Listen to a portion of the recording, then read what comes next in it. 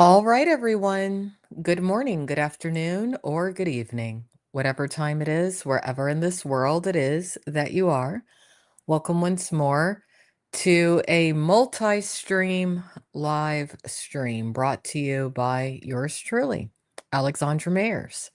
Today, I am live streaming on my official YouTube channel, the Alexandra Mayers channel. I'm also live streaming on a fun little project of mine that I've kept up with over the years, known as IP2 Wiki Info.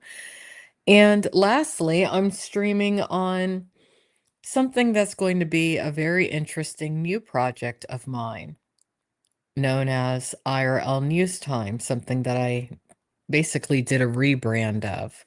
It used to be a channel that covered pretty much the kind of material that IP2 Wiki Info covers, but it's time for something else. Now, first and foremost, today is a very, very, very, very, very special day. Today is December 19th, 2025, and today, an interstellar object known as 3I Atlas, an object that has been extensively covered by a very, very, very smart man known as Avi Loeb. It's going to be very close to our planet today. So far, 3I Atlas has passed by some other planets in our solar system. And as it passes by planets, and there's contradicting reports on this. It depends on what media source you listen to. Each time it passes by a planet, probes appear to be dropped off, or objects, pieces of the primary object seem to disengage from the primary object and land on the planet. And that is what's going to happen in our case. Now, what I'm about to say may or may not be factual. It may be fictitious, it may not be. But over the years, as many of you know, I have been an extensive Art Bell fan. Part of the reason that I start almost all of my live streams saying, good morning, good afternoon, or good evening, whatever time it is, wherever in the world it is that you are. Welcome to blah, blah, blah, blah, blah. I say that because I was such a fan of Art Bell. And that's how Art Bell started all of his live streams or his radio broadcasts. They weren't called live streams back then. If someone's asking if they can say something, no. If you can't say it without asking, I don't want to hear it. I really don't. I really don't. But because I've been such a fan of Art Bell over the years, because I've been in certain communities over the years that many of you do not know about, I received a very special invite from some people. Will I be able to live stream what I may or may not witness? I don't know. Will what I am anticipating, possibly witnessing, possibly not witnessing, I don't even know if it's going to happen, but most likely, considering a few things, it will. I received a very special invite to visit a certain location where I've been for a while now. And allegedly, possibly, there's going to be a landing where I am, but not just where I am, some other places too.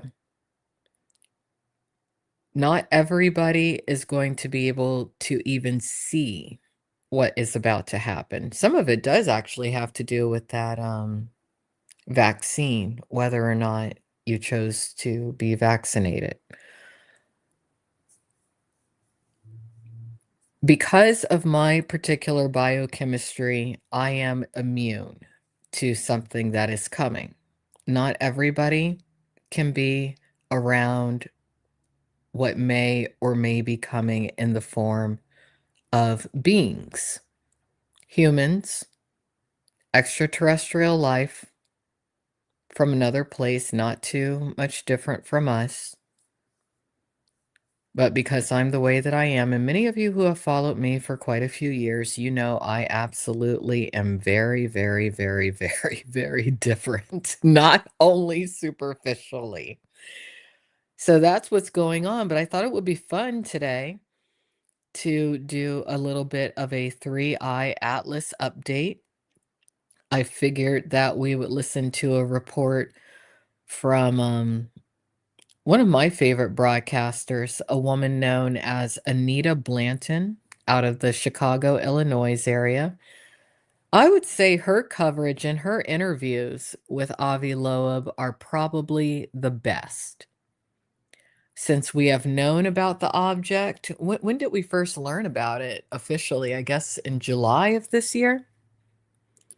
Since we first learned about it up until the present, I think that she really has handled the news the best out of all the newscasters that I've seen on mainstream news. So we're going to listen to what's said today, and then I'm going to get going. We're going to keep it brief. If you choose to participate in the chat, just be respectful. You can have fun, but be respectful. So here we go.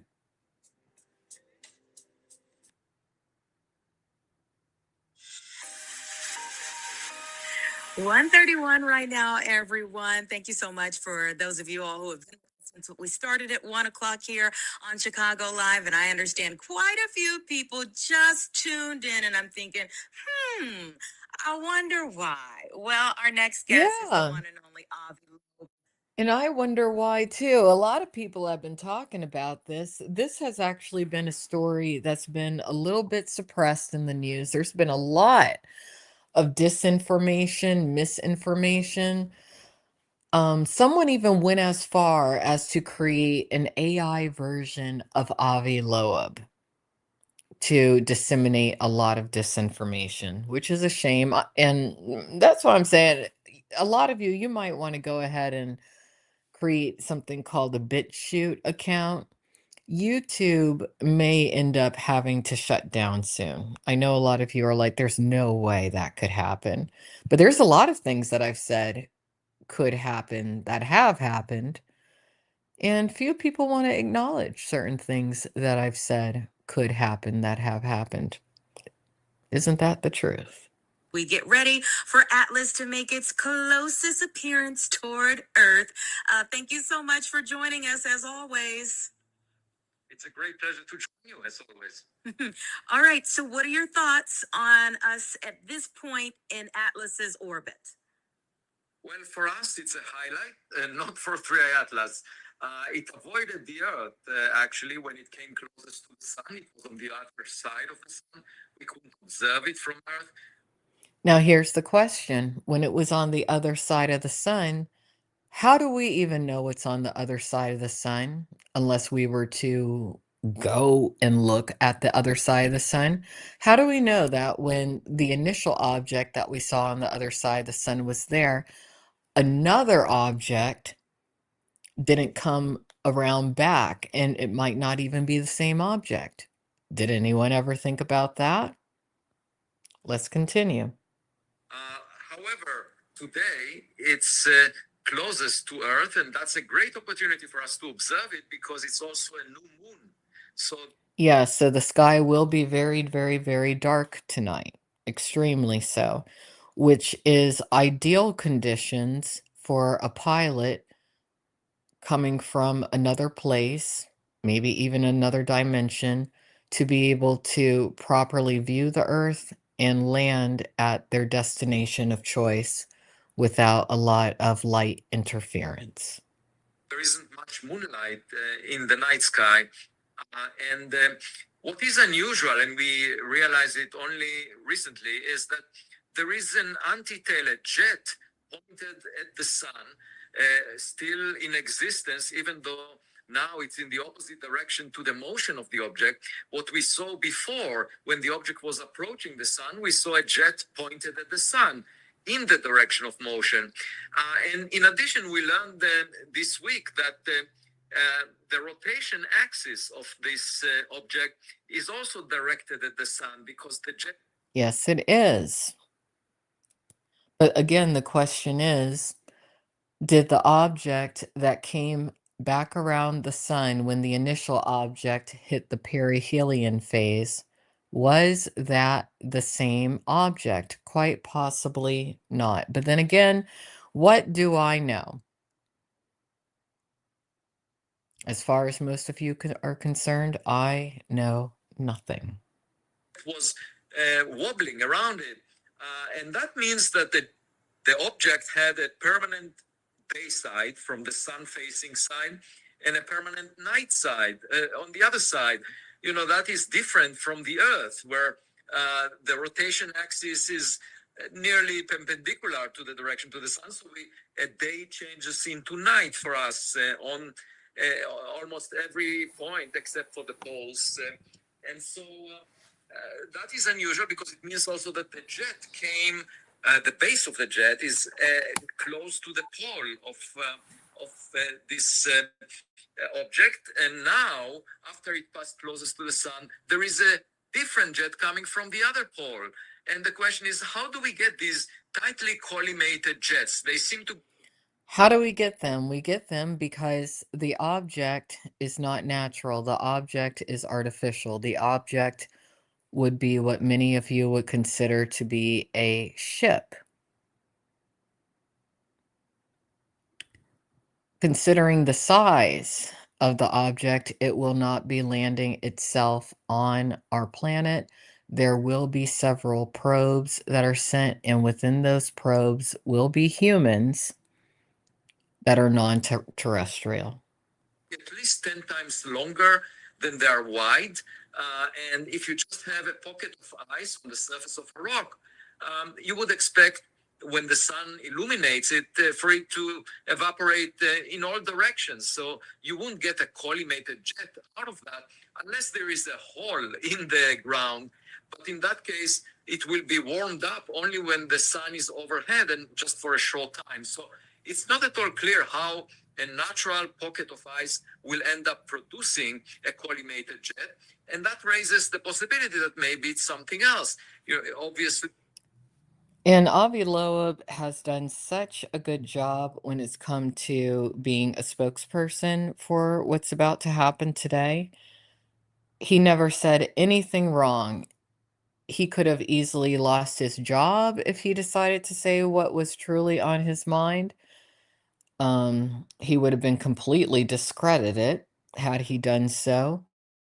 There were multiple papers that he submitted to multiple periodicals and whatnot having to do with science on the highest of scholarly levels that were rejected simply because of one or two sentences that he put in. I do encourage all of you to subscribe to him over on medium.com. Very good, very smart guy. If there is a technological thruster, you would get a collimated jet, and perhaps there is this anti-tail, a jet pointed at the sun, to protect the object from the solar wind. That could be a technological reason for it. However, I should say that based on my assessment, it's most likely a natural object, but extremely unusual, very rare, and we need to figure it out. And for that, It's actually not unusual and it's not rare. It's something that in another place is routinely manufactured. We're going to learn that most likely over the next few weeks.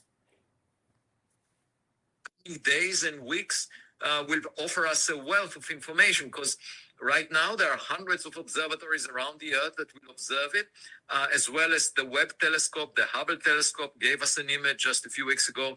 So we will know much more in the coming weeks. And, that's the fun of doing science because we can stay curious and just figure things out like the work of a detective.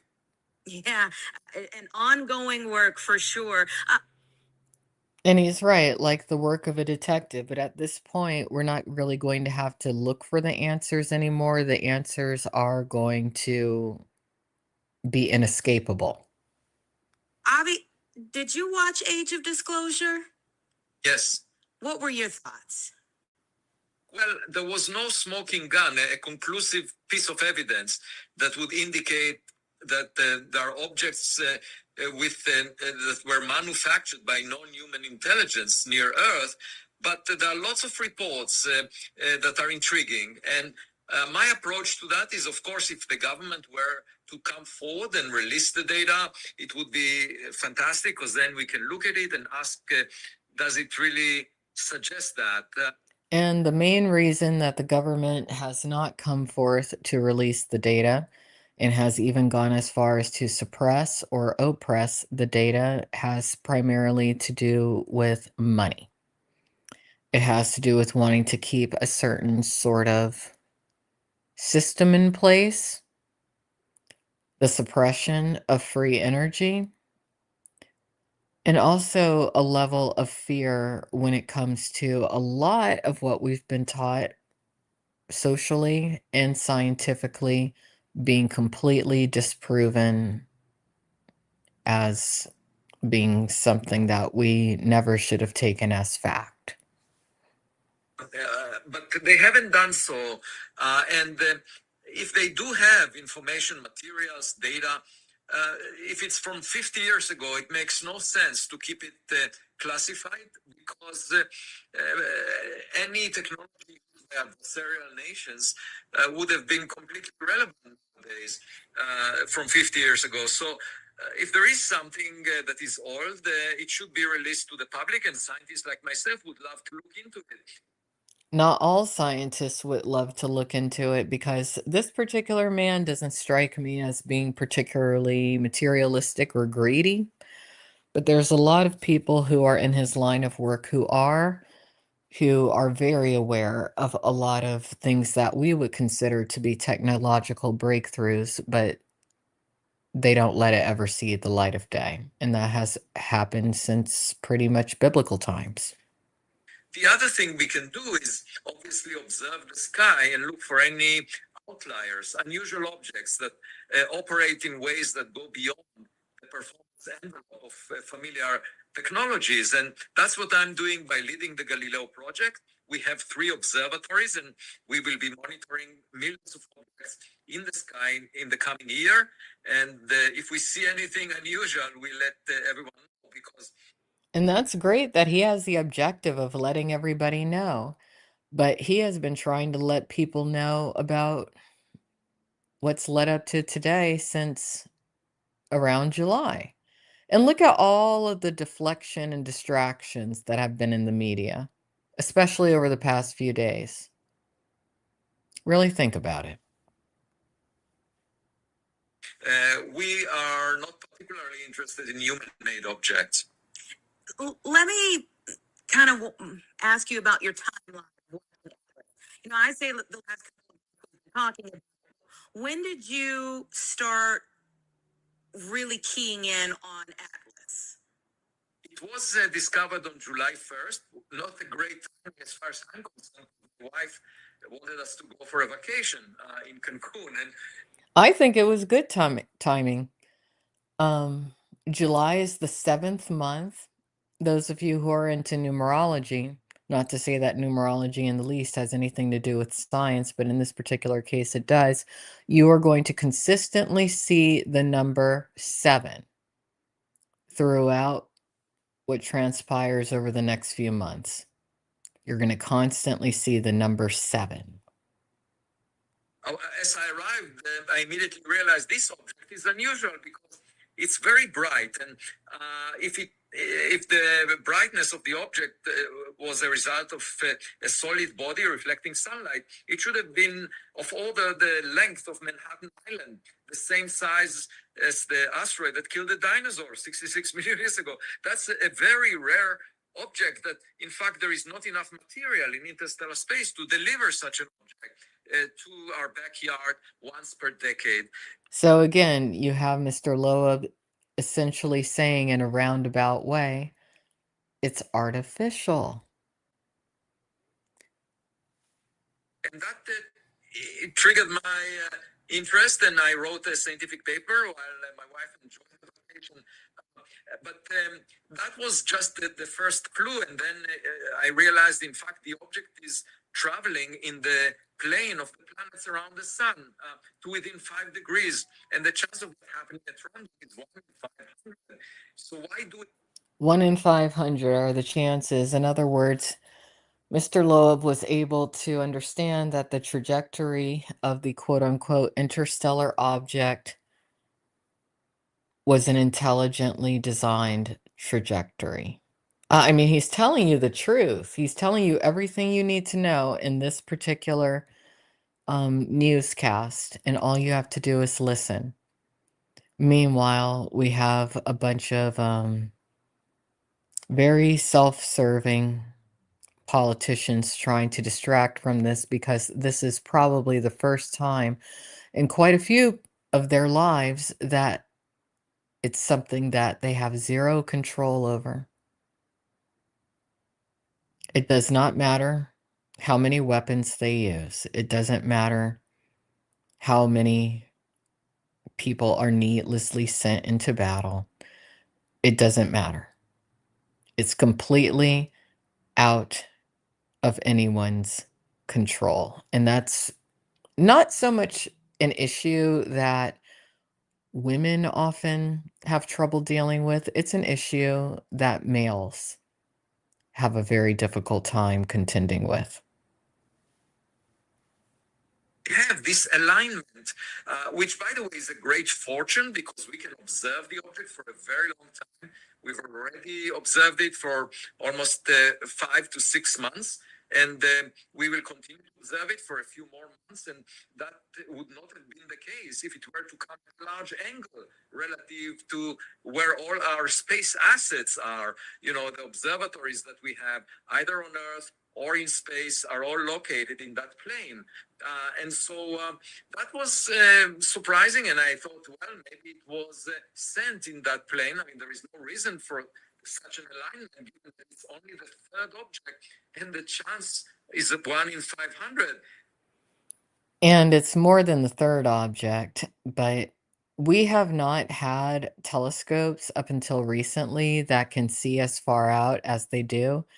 And a lot of the terrestrial-based telescopes, even hobbyist telescopes, are more powerful than what our governments are willing to admit. We have spent billions of dollars to send into outer space, into orbit.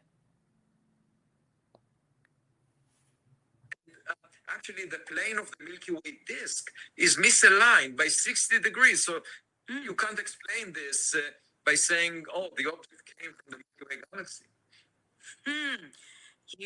You got our brains going. And I would love to show you the video of this interview and discussion, but there's a lot of suppression when it comes to this information, so I'll be lucky if I even make it through this live stream.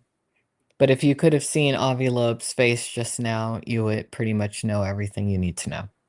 The space lovers are chiming in. Jim says, is it a realistic possibility that there is alien intelligence, but this is just a comet? Of course. I mean, this is just one object that we recently identified in our backyard. And, you know, if it's a comet, a natural object, there were billions of similar objects that visited us before. So, and this is a relatively large object. There are many more smaller objects that we can't see because they don't reflect enough sunlight. We can only see them if they happen to collide with Earth and appear as a meteor. And there was one from 2014, half a meter in size, that collided with Earth and was moving roughly at the same speed as. Now, what's interesting is he said half a meter in size. 3i Atlas is triple the size of the island of Manhattan. Some people are saying it's the size of the island of Manhattan in New York. No, it's triple. 3i Atlas. And I discovered it with my undergraduate student, Amir Siraj, back then, and about 5 years ago. And I led an expedition to the Pacific Ocean to look for the materials from that object because it was the first recognized interstellar meteor. So there are plenty of those objects if they are natural rocks or, however, there might be a disproportionate fraction of those that have a technological objective that come to visit the inner solar system for a reason. And if you just read between the lines and you listen to how he's speaking, he's talking as though Three Eye Atlas has a consciousness coming to visit, and no natural object made of rock is coming to visit. Intelligence is what comes to visit. And that, of course, is the most interesting finding that we can have because, if we find a rock, the best we can hope for is maybe taking a small sample of it and checking whether the material has the building blocks of life because this rock came from another star and traveling to that star will take us millions to billions of years. That's the best you can hope to do. Using our technology, it would take millions of billions of years. This is my only criticism of Loeb, is that he's equating certain things to all he knows, all we know. And he might be one of the smartest people on the planet, really, the kind of person that he is. But it doesn't take that long. With a rock that arrives to our backyard from another star. But if it happens to be a technological object, of course, we would like to get a close picture of it. And if we find that there are buttons on it, we might use the robotic arm of a lander to press the button and see what happens. The flip side, Jonathan says, why is it so hard for people to believe this might not be a comet? Because people embody a lot of fear nowadays. That's why. Think about all the things that so many of you out there are afraid of. A lot of you cannot wrap your minds around there being new arrivals of humans that are non-terrestrial. And this has been going on our planet for generations, centuries, however you want to deem it. But now it's in plain sight. A lot of you are not prepared. And that's why a lot of you will not be able to see them. Oh, look at who we have in here. Yub Nub. I used to have a little Shih Tzu that looks a little bit like that dog that those twins have. I like that little dog. I have a question for Yub Nub if he's still in here. Are both of you twins colorblind or only one? I'm curious. Yeah, that is difficult because you should think of people in a way that it resembles AI systems. And as we know, the large language models are as good as the training data set that they have. So if you take people and train them on icebergs or icy rocks in space, and you say, these are the objects that we found in space in the past, they would always identify any object in the sky as a space rock, as a natural object, because that's what they're trained on. And that's the way you should think of, comet experts. That's what they worked on for decades. Yeah, and also if you are a professional scientist and you openly say, hey, I think I saw a UAP, formerly known as UFOs. Most likely, you will be labeled crazy. You will lose your job. You will be discredited. And that's all that there is to it. Do you know how many scientific professionals over the years have seen quite a bit? And you saw what happened to them. They've done whole documentaries on that. What's the biggest one? Unacknowledged.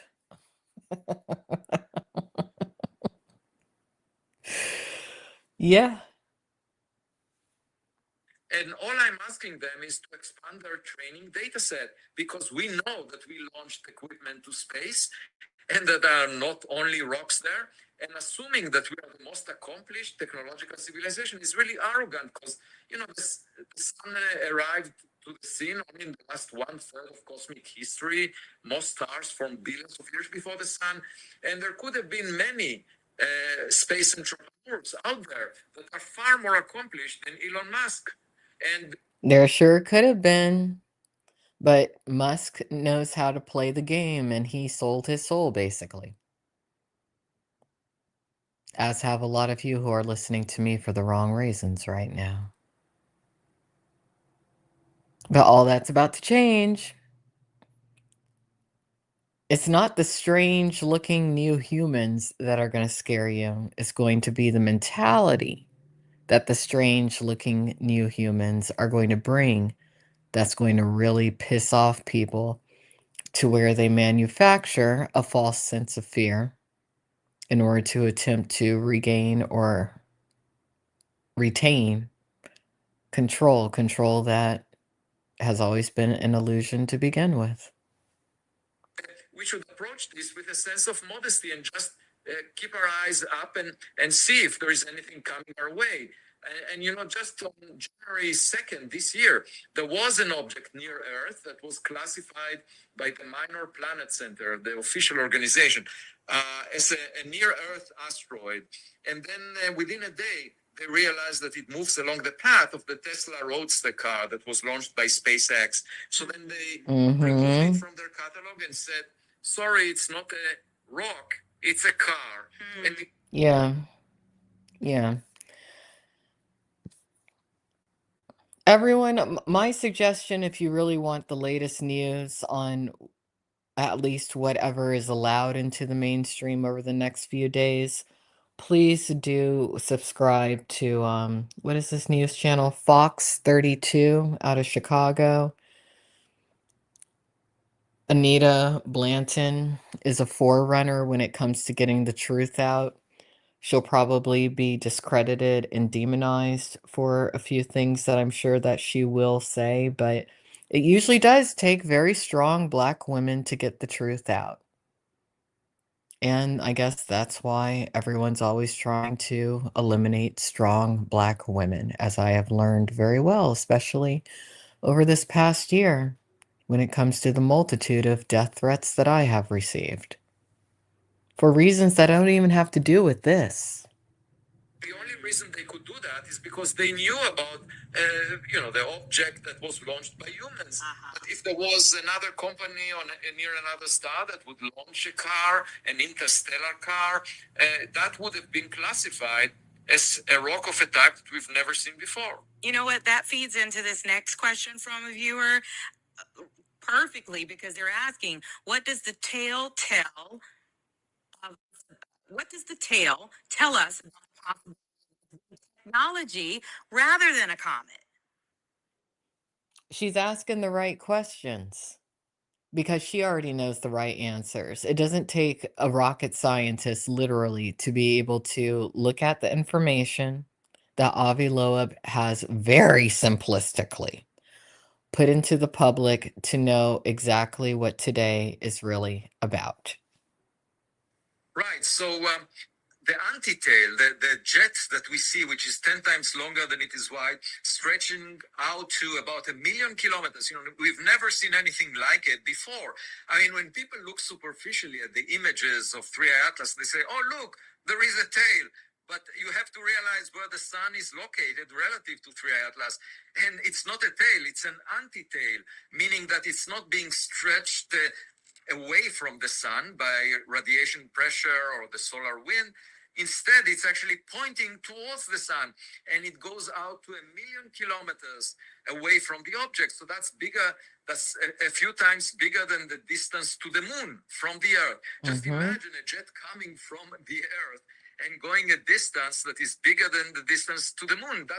And that's why I'm saying no one needs to worry about the actual interstellar quote unquote object landing on Earth. There will be probes that's the word Mr. Loeb likes to use, probes that are landing in specific areas on our planet. And if I'm able to stream it, I most definitely will. If I'm not able to, I most definitely will not.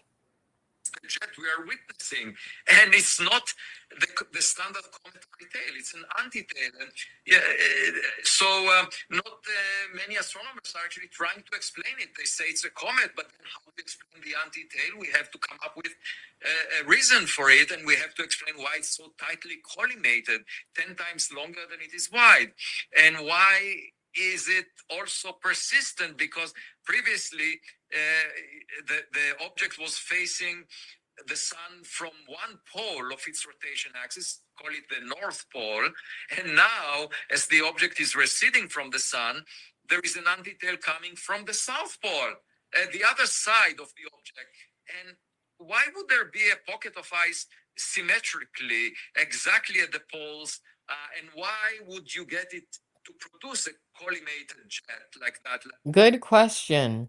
All this symmetry, all this apparent intelligently designed trajectory, all this strangeness after the perihelion phase, when the initial object went behind the sun, which is a place that we are incapable on Earth of taking a look at so far. That's going to change in the next few months because we're about to have a lot of awesome technological advances.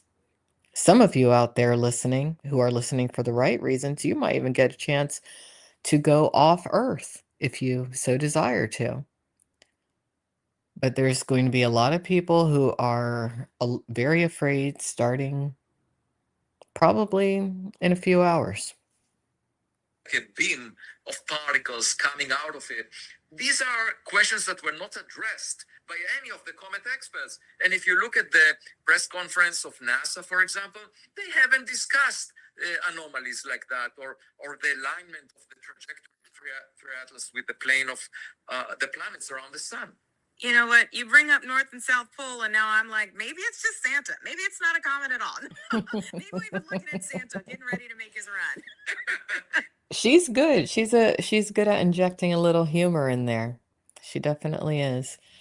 Again, everyone subscribe to the social media of Anita Blanton. She's an excellent news reporter, one of the few who's tackled this topic, which should be something that's been given 24/7 coverage by mainstream media, but for obvious reasons has not. Let's keep going. Well, my hope is it will not deliver any unwanted gifts to Earth. I don't think there is anything special about its distance from Earth right now, but it would be interesting to watch out what happens on March 16th when it gets closest to Jupiter, because it arrives just at the right distance from. Well, see, he's anticipating that it's going to go to Jupiter. Might not. Coincidentally, today Steven Spielberg also put out a new movie. I think it's either the trailer for the movie or maybe it's the whole movie, which has specifically to do with disclosure. Steven Spielberg, over the years, if you're somebody who follows this sort of thing, has been told key pieces of information that he's injected very artistically into his various movies. One instance that had specifically to do with extraterrestrial life encountering terrestrial life here on Earth had to do with a situation that was deemed Project Serpo. Some of you may want to Google that. Not only have extraterrestrials come here, sometimes there have been teams of us who have gone to their planets. Jupiter, for Jupiter's gravity to dominate over the sun's gravity. And maybe there is a reason for that. Maybe it will deploy some objects there. Already, near Mars, there was something really strange. Several NASA spacecraft were looking at it, like the Mars Reconnaissance Orbiter and MAVEN. And then a couple of months later, MAVEN disappeared. I mean, we lost. And it's not strange, it didn't disappear. It was disabled. Now, if you do take a look at the community tab of IRL News Time, IP2 Wiki Info, and I think I posted a couple videos in regards to a couple things over on my Alexandra Mayer's YouTube channel post tab, you will hear a certain interview between some people who routinely talk about this sort of thing on their live streams, and they talk about how we are going to learn a lot about Mars's true history from the arrival and the dropping off of certain, I'll keep calling them probes to Earth and the inhabitants of those probes over the next few days when it comes to the linkage between Earth and Mars, but not just Earth and Mars, Earth and Venus as well. Contact with it. NASA cannot establish any signal from Maven, and it arrived at Mars 11 years ago. So this spacecraft was operating very well for a very long time, and suddenly, we can't contact it anymore. Prince was asking about what you just addressed there, that close approach to Jupiter, and asking whether there would be a reason for alien life to be interested in Jupiter. Yes, there is, and it's probably not anything that Avi Loeb mentioned, but I'm going to tell you, a lot of people view Jupiter as a failed sun or a sun that has not ignited yet within our solar system. It's a gas giant. What is the sun comprised of? Gases. Yeah, so one thing to remember is that we arrived late to the party, the cosmic party. First of all, the sun formed in the last 1/3 of cosmic history, but more importantly, humans arrived at Earth, on Earth, just over the past few million years, which is one part in 1,000 of the history of Earth. So if you just imagine an object like Atlas, it was probably sent to the journey billions of years ago. That's the amount of time it takes at its speed to cross the By our time frame, by our technological advances, it would take that many years. We're looking at people who have just been around and have the benefit of knowledge that's a lot older than our planet, really. So, what we think would take billions of years, in actuality, does not. Milky Way galaxy disk. So that means that at that time, the Earth was not particularly interesting. It was a tiny planet, and life was very primitive, and there might have been a completely different reason to send a technological object to the solar system. And Jupiter was back then and is still now the most massive planet in the solar system. I mean, it's much more massive than the Earth, much more easy to detect from a large distance. And so, we tend to think that even though we arrived late to the party, someone would like to dance with us. And if they come to visit the solar system, they would definitely be interested in us. Well, that's very self-centered. We also ask, where is everybody? Of course, the answer... They've been here for a really long time. Now, what I am going to suggest to many of you out there who may begin to see some rather unusual things over the next few days. Number one, if possible, get as far away as you possibly can from large bodies of water. I cannot suggest that more. But number two, if you are someone who chose not to be vaccinated, there is a much higher probability that you are going to be able to perceive and sense the humans and their people, just like you and I, who are arriving. There will be many of them. If you see them, they are not going to hurt you. If you are not vaccinated, most likely you are immune to a little something about them. If you are vaccinated, my suggestion, don't physically approach because more likely than not, you are not immune to something. Maybe that they don't care much about us, and we have to seek them, to look for them. We need to be proactive. We need to check if objects arriving into the solar system are only rocks, or maybe among them there are some tennis balls thrown by neighbors or some technological objects. That's our responsibility of staying curious and finding out our neighbors. Yeah, maybe it is a very self-absorbed thought process to think like we're looking for them. Maybe they're really not looking for us. I mean, that's what you learn when you go dating. I mean, not everyone is as good looking as our most celebrated actors in Hollywood. Very true. Very true. And I like how he constantly relates this situation to dating. Avi Loeb is incredibly smart. Very, very, very smart. And just so that many of you know, going forward, I most likely, especially on my rebranded project, IRL News Time, I most likely am going to make that like a TV show and turn off the chat. And I have my reasons as to why. So very often you find people who are not interested in you, and we should accept that because we already know that we're not at the center of the universe. And so why But should some of us don't know. Some of us don't. I know. But a lot of you out there, especially if you're listening to me for the wrong reasons, you don't seem to know. You're a pack of narcissists straight from the lowest levels of hell, which is probably why you're having such an issue with this situation, isn't it? should we be at the center of attention in our local neighborhood?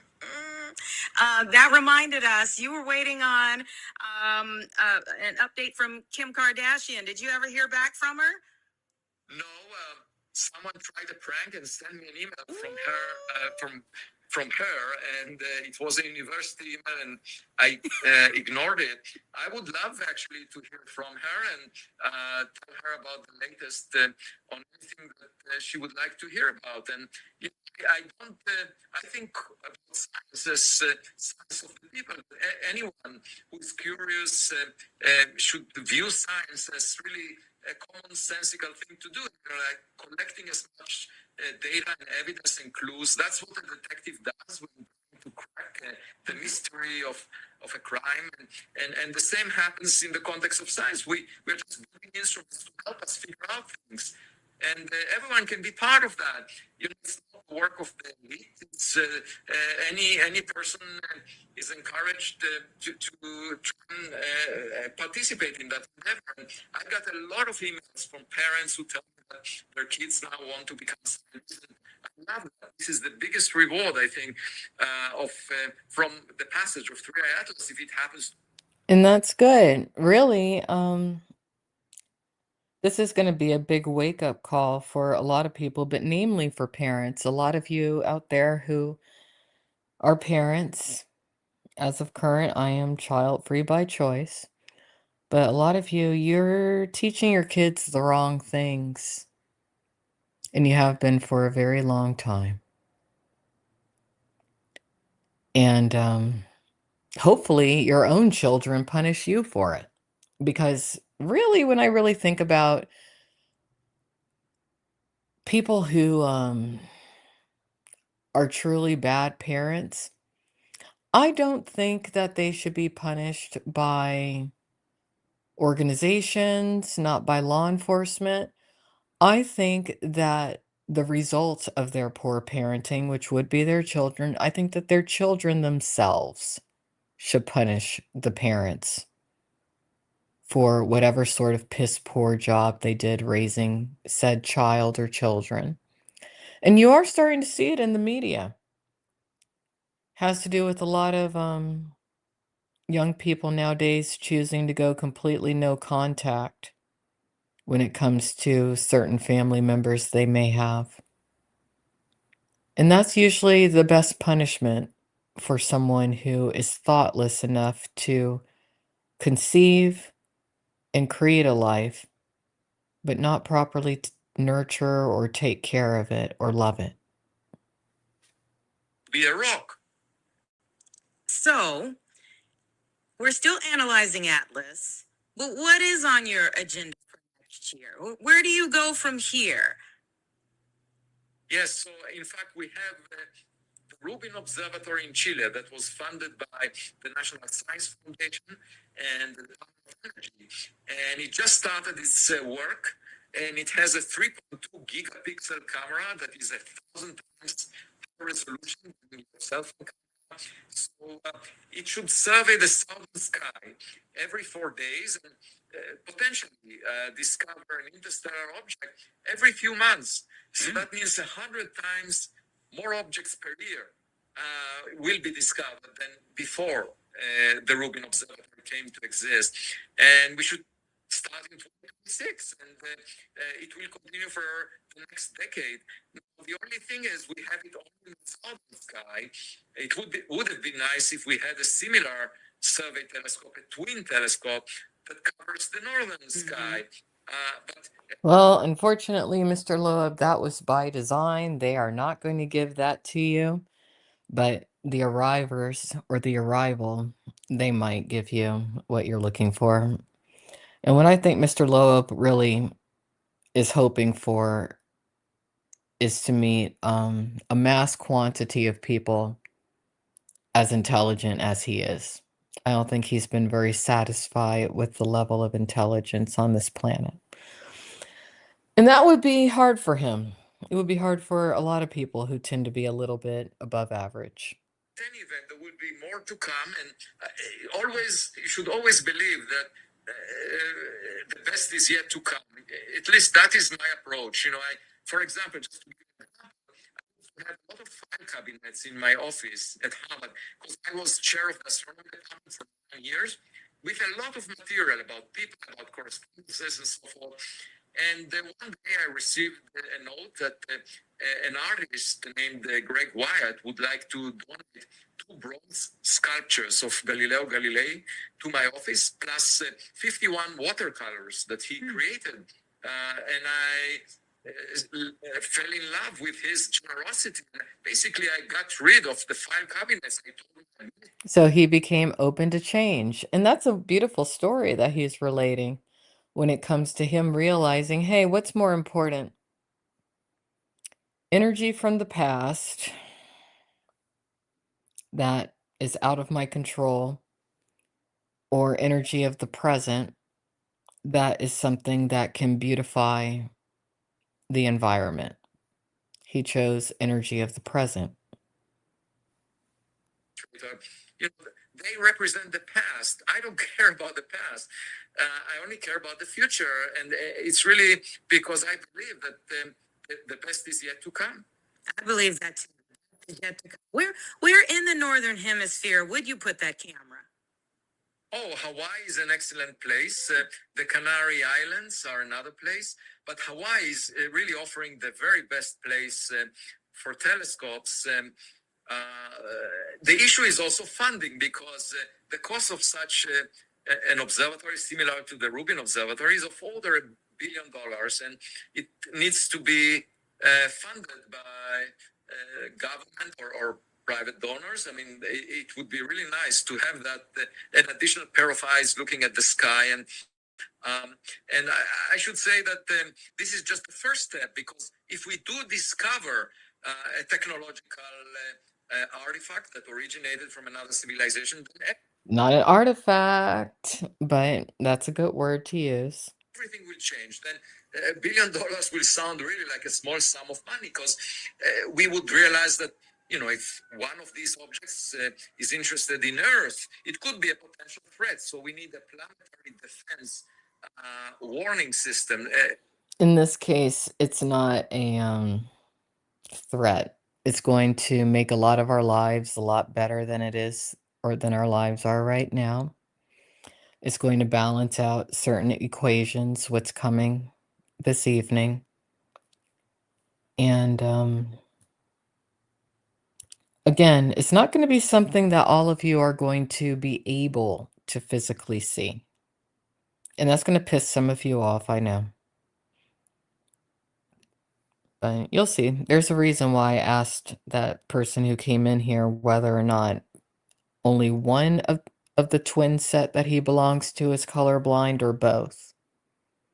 I will be curious to find out what the answer to that is, because we will find out. And it has to do with this and the ability to see. A system of interceptors that will come close to every unusual object that comes to our backyard and take a close-up photograph and inform us whether it's a rock or something else. And that could cost much more than $1 billion. And I do see it as the future if we really realize that we are not just receiving rocks from interstellar space. Yeah. On that note, what do you think of this Earth defense drill that's happening right now? Yeah, so I wrote a white paper to the. I'll tell you what I think about it. Pointless. Pointless. If who's arriving were arriving with the intention of obliterating us, I would not be able to do this live stream right now. We would already be gone. I'll answer questions at the end of the stream. United Nations, urging them to consider the potential threat from an interstellar object seriously, just because we're all in the same boat, all humans on Earth. And it could be a unifying theme, because if we realize there is such a threat, we would feel that all the conflicts that we engage in through the standard politics makes no sense. It's just like a group of kids that are playing and arguing with each other in a sandbox until they realize that someone is visiting them, and then they start to behave much better. I think if we realize that there is something, that we have a neighbor, then humanity might come together. It's not even a neighbor. They've been here for longer than we've known. Possibly before humans even became modern humans. That would be a unifying force. Now, the United Nations is the current organization that can deal with international affairs of this nature, and I suggested creating a committee or a sub-organization that would analyze the data we have on any interstellar object and decide how to respond to it policy-wise.